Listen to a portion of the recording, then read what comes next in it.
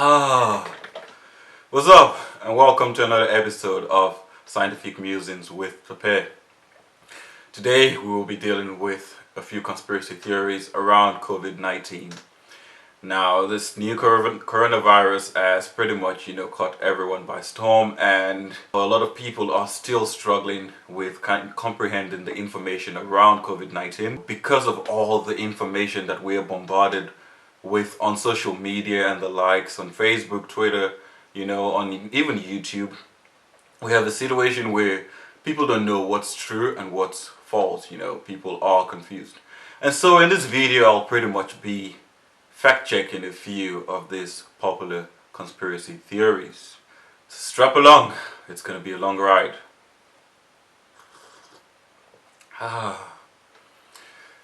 Theory 1. The capitalism hoax. Well, this theory is one of the more popular theories, and it pretty much states that the entire COVID-19 situation is an elaborate scam to scam people out of their freedoms, their rights, and, their privileges. And while I love me a conspiracy theory as well, something I like to say is the privilege of good health makes people act irresponsibly. Now, the fact that you haven't been affected directly by COVID-19, you may not have been infected, you may not know anyone directly who's been infected by COVID-19, does not mean that there aren't people out there who are struggling with this situation. There are people who have been infected, people who have lost families, and people who in general have had their lives impacted by this disease. So, next time you think it's an elaborate scam, think twice about it. Are people going to try and profit off of this? Of course they are. We live in a capitalistic world. As soon as this pandemic started, there were people who started thinking, about how they could make a profit out of it. It's capitalism. It happens. But it doesn't mean the entire thing is a hoax. Theory number 2. Now, this is the theory that low-risk individuals or vulnerable individuals should be allowed to do whatever they want because they are not as vulnerable or susceptible to this disease. Now, at face value, this may sound like it makes sense, but come on guys, let's think this through. You may not get very sick because you got infected by COVID-19. You may actually go asymptomatic the whole time. But that doesn't prevent you from spreading it to a person who's more vulnerable than you are. That doesn't prevent you from spreading it to someone who could end up dying from this disease or could end up having their lives significantly negatively impacted by this disease. So again, fact checked. The fact that you're low risk doesn't mean you shouldn't take precaution. Theory number 3, and this is the theory that I find quite funny, and it's this theory that masks lead to the development of hypercapnia and can be fatal for you. Guys, think about that.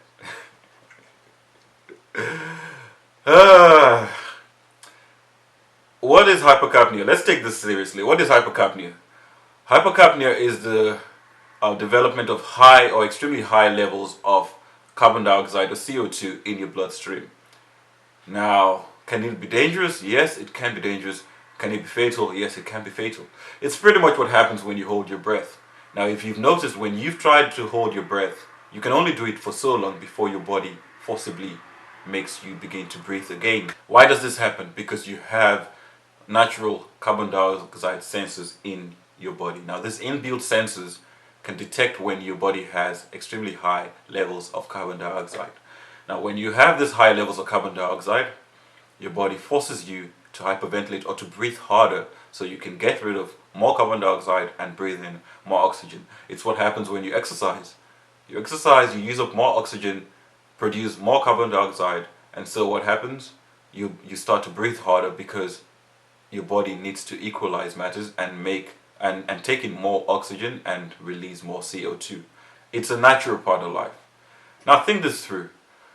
Masks are not actually designed to prevent air flow from going into your airways. Masks are designed to prevent the travel or the transfer of aerosols.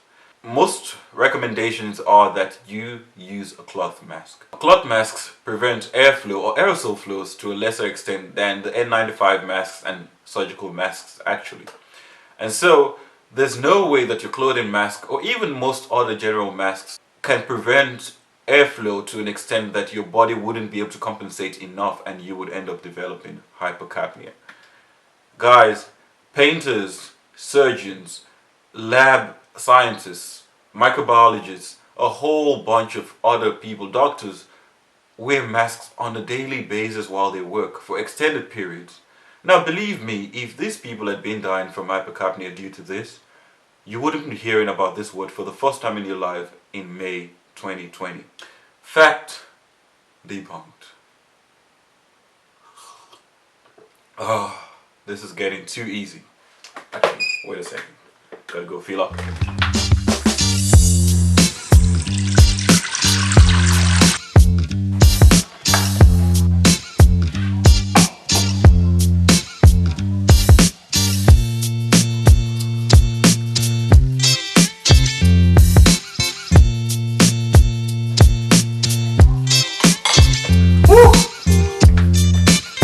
Yeah, we're back. Got a team. So now, what's our fact or theory number 4? Now, theory number 4 states that governments in general have been falsifying the death tolls for COVID-19.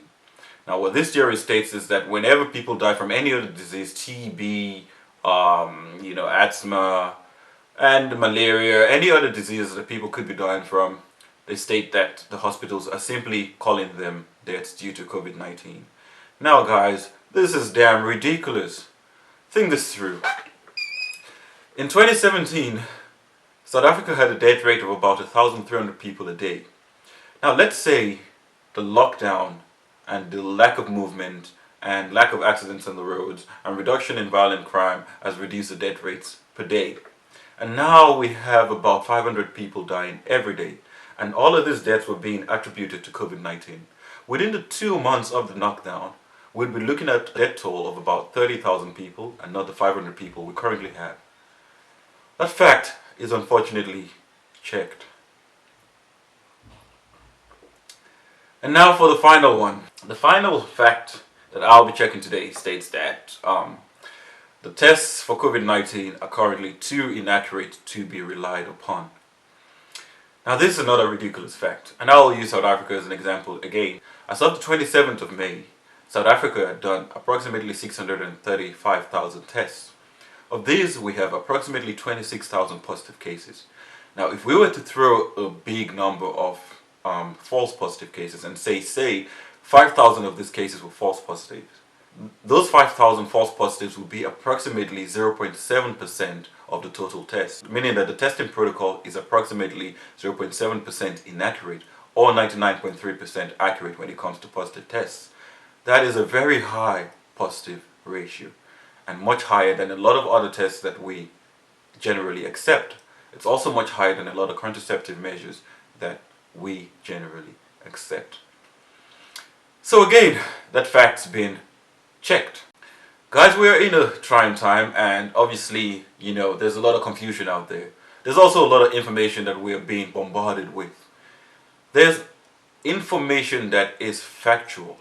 There's a lot of official sites that give factual information with regards to COVID-19. Refrain from spreading false information. I really don't know why people feel the need to do that. Maybe for sensationalistic reasons or just for attention. I really don't know. Maybe it's just the whole conspiracy theory excitement. But I think it's quite important that we stick to spreading the right information and continue to do what's right. That way we can reduce the impact of this disease or this virus. So yeah guys, continue to stay safe, continue to practice your social distancing, stay home when you can, and let me know if you know any other conspiracy theories you would like debunked. Put that in the comment section. Catch you again next time.